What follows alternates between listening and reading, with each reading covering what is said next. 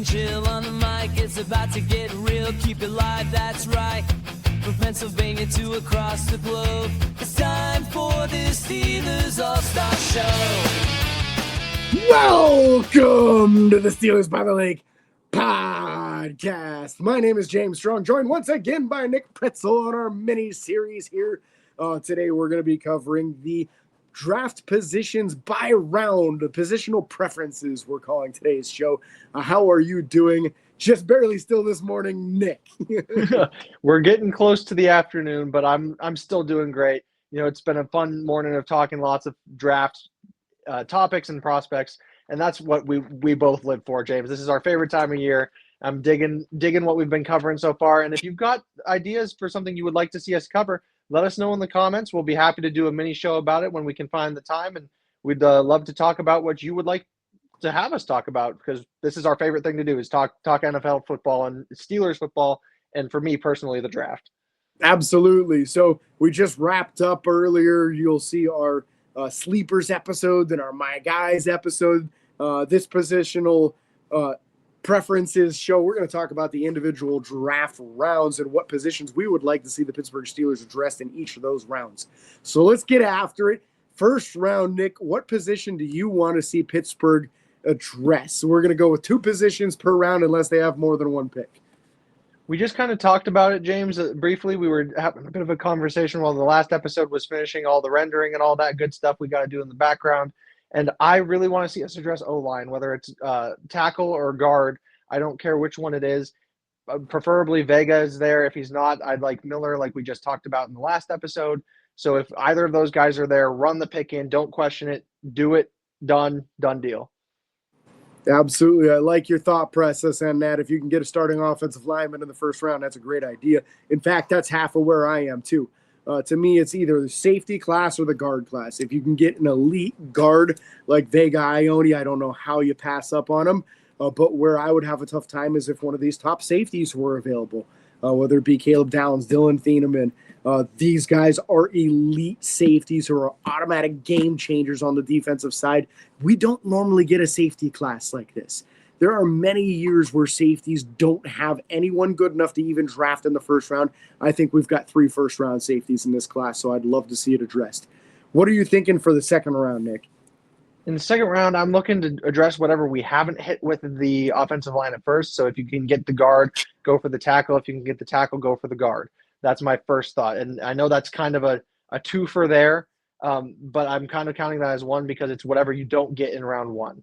And then for the second thing, if you can't get either of those, if the guys that are there just really aren't of the caliber of player you're looking for, I think it's too high of a need to not go after corner, to get a second round talent at corner, address the aging room. It's not an old room overall, but it is an older room.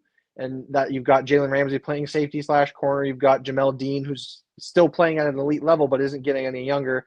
And again, Joey Porter Jr. is pretty young, and you got Asante Samuel, who's no slouch either. But you would like to see some youth come back into that room, and also some higher caliber of player, because we kind of saw it suffer a little bit in the playoffs this past year, and I'd like to make that not happen again. Yeah, absolutely. I think that's a good thought process. I'm of a similar one with you. In my second round, I'm saying if you didn't address it in the first round, I'd like to see guard in the second round. I think that you can get an elite prospect at the guard position in the first or second round in this draft class and get a guy that could be a Pro Bowler, because that kind of quality of guard is available in this draft class. If you don't do guard, my second position I'd like to see is a middle linebacker. And again, I think that this middle linebacker class has some elite level guys also, and some guys that might kind of drift into that second round a little bit. So if they're there, don't pass up on them. Get your next generational dude. We've been looking since Ryan Shazier for a guy that can change the middle linebacker position. And I think there's a couple guys with elite athleticism in this draft class who could possibly take over that kind of role, pair them with Peyton Wilson down the road, and have some athletic freaks. What you got for me in the third round? I'm with you in that same vein, James, and I'm kind of going there now because third round is where we have a lot of draft capital. There's a lot of quality starter caliber guys still at this position, whether they're a day one starter or need a little more time to develop. The third round, you can get a lot of solid guys. So I have linebacker as a need here. I have safety as a need here since I haven't addressed it in round 1 or 2, and I think the caliber of play sort of falls off a bit after this round. I also think this is where wide receiver starts to come into play.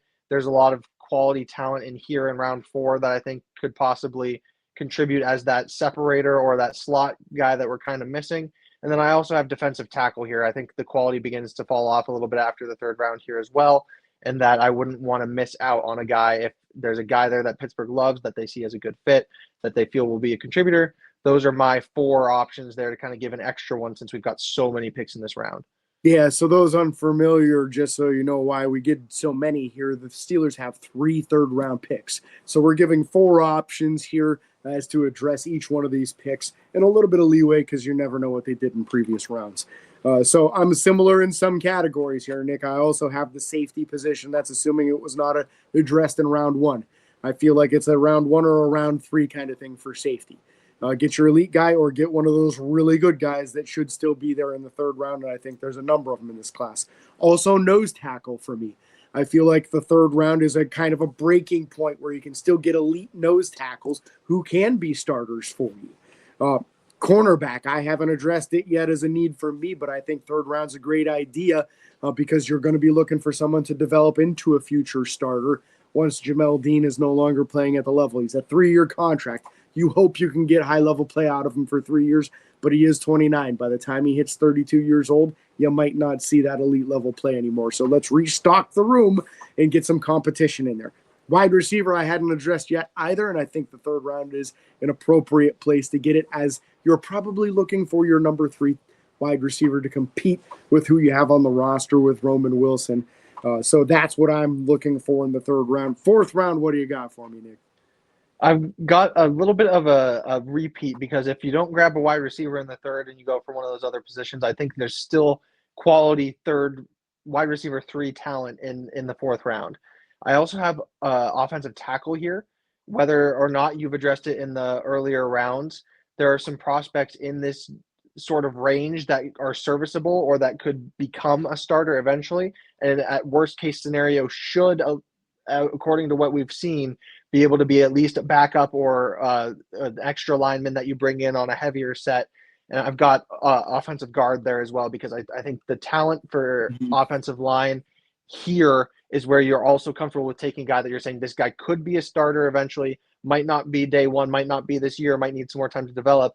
But with Pittsburgh's immense number of offensive line coaches on the staff, you figure they'd be able to get the best out of a guy in the 4th round here. Absolutely. With us having 2 4th-round picks, it's a real opportunity to restock those rooms. For me in the 4th round, I'm looking at offensive tackle also.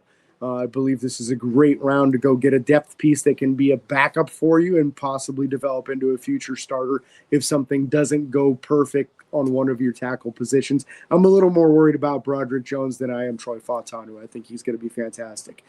Tight end, this is the 1st round I would consider a tight end. You need a tight end 3. It's not really on the roster right now. I would love to see a guy who's got a good blocking profile and fights for extra yards. If you've seen any of our episodes before, you've heard the guys I talk about, and they're all guys that fight for extra yards. I want that in a tight end.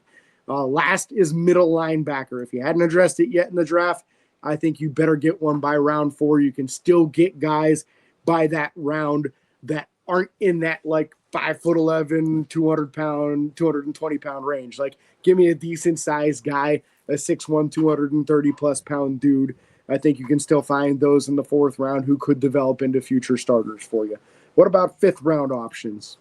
Round 5, I've got linebacker and corner because both of these positions seem to have guys that have fallen to this round that used to be considered a higher caliber player, maybe an even early round selection, that may have just had a bit of regression in their final year of college or didn't test well at the combine or something along those lines. So you get guys like that who could potentially be coached back up or who just had an off year or had an injury concern that allowed them to slip a little bit further.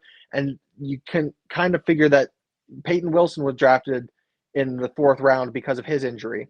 And you can kind of see some of the similar concepts happening with some of the linebackers and corners in this year's 5th round. And that's why those are my 2 5th-round options here. I like it. I went a little bit different in my 5th round.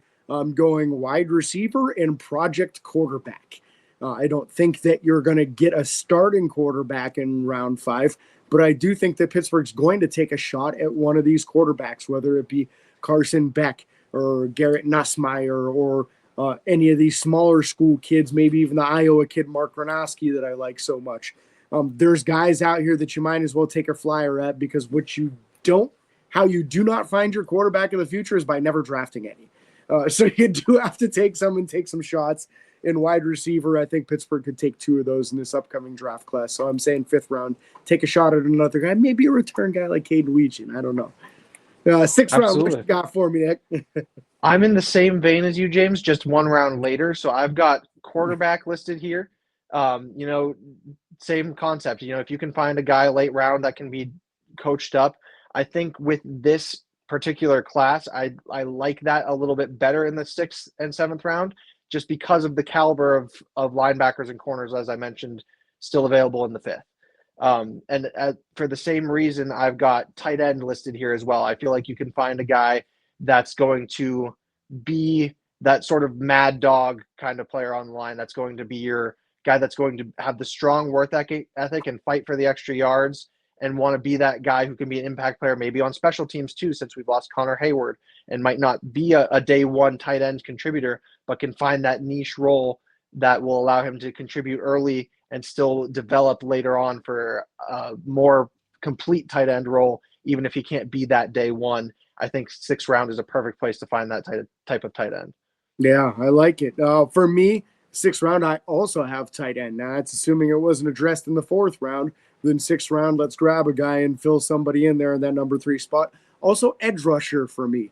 And again, this is because it looks like Pittsburgh's going to have a tough decision to make after this upcoming season on, do you keep Nick Herbig and extend him, or do you move on from Nick Herbig? Do you trade him away? Do you let his contract expire and get what is likely going to be a 3rd round compensatory pick in return for losing him? That's where I think you got to reload the room, because there will be a move made most likely. Who it is, what it is, when it is, could be this year, could be next year, but I think it's coming, and getting another guy in the room might not be a bad idea. 7th round, Pittsburgh's got a lot of picks.